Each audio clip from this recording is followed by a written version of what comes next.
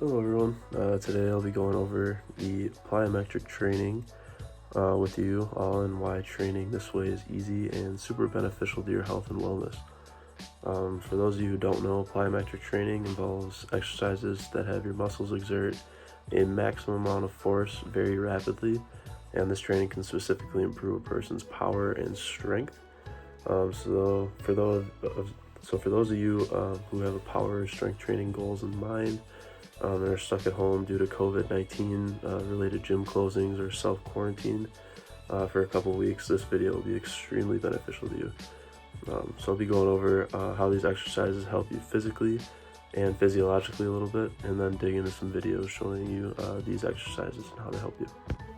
Alright, so as I mentioned in my prior videos, I'd like to acknowledge again that when you're using my exercise videos, to use common sense.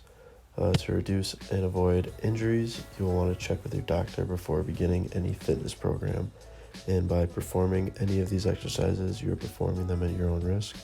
I will not be responsible or liable for any injury or harm you could potentially sustain as a result of these fitness videos or any information shared. Thank you for understanding. So, performing plyometric exercises are extremely beneficial to not only athletes that are powerlifters, but to everyone, and this is a very easy way to train because most of the exercises require no equipment whatsoever, or very little equipment if that. They're also not very time consuming, which is very appealing to those with busy schedules and those having difficulties finding time to work out during the day. So ultimately what plyometric training does is help strengthens your fast twitch muscle fibers, which are important for quick and powerful movements such as sprints, power lifts, and so on. The stronger these muscle fibers are, the faster they will be able to perform exercises. Also, plyometric training can help your neuromuscular system perform more efficiently, which relates to the strengthening of the fast twitch muscle fibers. So whenever the stretch shortening cycle is activated due to like a rapid stretch in your muscle, it strengthens the system and makes it more efficient. So these exercises also help increase the strength of your tendons, which ultimately help reduce your risk for injury. With that being said, let's dive into some of these workouts and how we can perform them at home. Alright, so some of the plyometric exercises that I'll be going over with you today are some exercises that you don't really need any equipment except for the last one, the dot drill. All you really need is just a few pieces of tape. Spread them out like the diagram has on the side.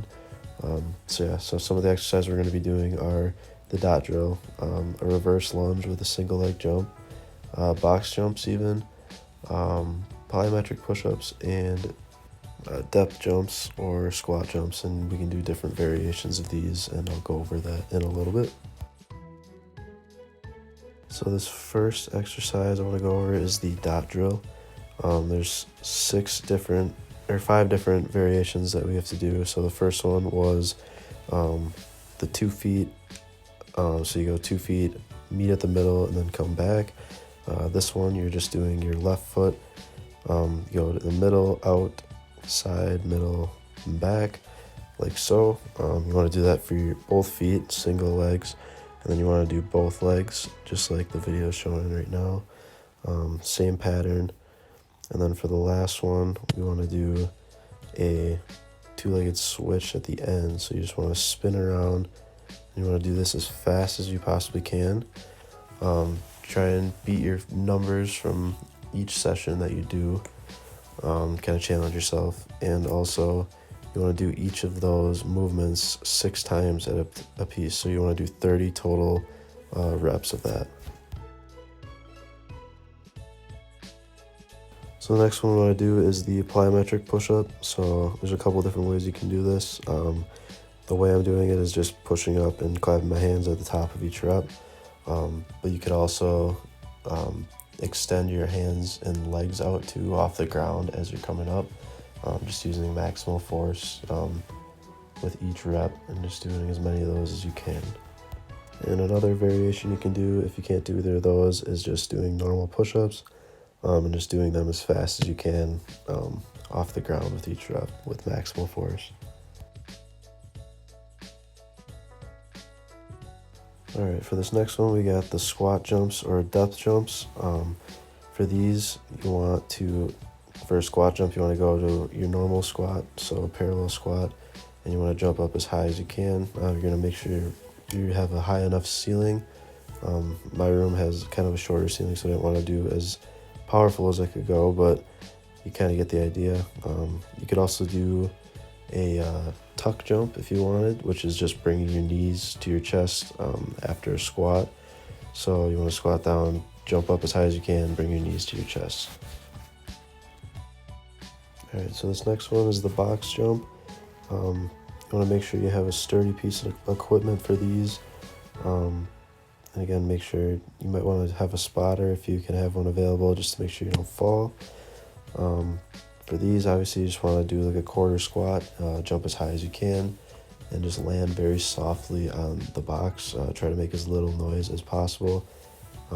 Just for that soft landing is nice on your joints, just making sure that you don't injure yourself. All right, this last one I want to go over is the reverse lunge with a single leg jump. This kind of trains multiple things, so it trains flexibility as well as plyometrics. Flexibility is the lunge part, obviously, and then the plyometrics is the jump. You want to make sure you have great balance for this one too, and again, a higher ceiling if you can jump pretty high. So just want to make sure when you lunge back, you put most of your weight on that one back foot, and then jump up as high as you possibly can. Alright, so that's all I have got for this video today. Hope everyone learned something from watching this video and can incorporate some of these techniques into your own workouts. Again, these workouts can be very beneficial to your joints and muscles and take very little time to perform for those who have difficulty finding time to work out throughout the day. The next topic I'd like to talk about with you guys is some flexibility training methods and how to go about doing them. So I hope everybody can check that one out, and thanks for watching again.